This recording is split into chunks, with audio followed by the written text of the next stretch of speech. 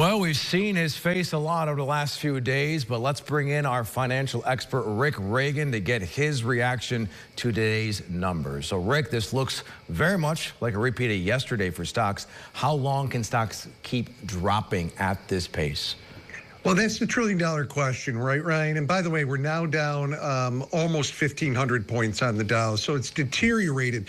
This is going to sound strange to you, but I like today better than yesterday. My concern with yesterday was it was a big drop, but it was very orderly. There was no panic in the market. Today, we're seeing much more panic, much higher volatility. The reason that's good news is, at least short term, we often see bottoms when there's a lot of volatility. We're seeing that today. Again, I like the drops better today than yesterday.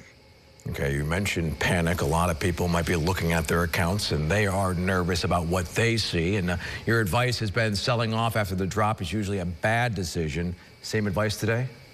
Yeah, it's the same thing today because, I mean, NASDAQ is 20% off of its high right now. So if you sell today, you're locking in your loss. And I would remind you, back during COVID, so that was 5 years ago this month, markets had dropped over 30%. There was a disease going around. We were shutting the economy down. It felt absolutely horrible, worse than this.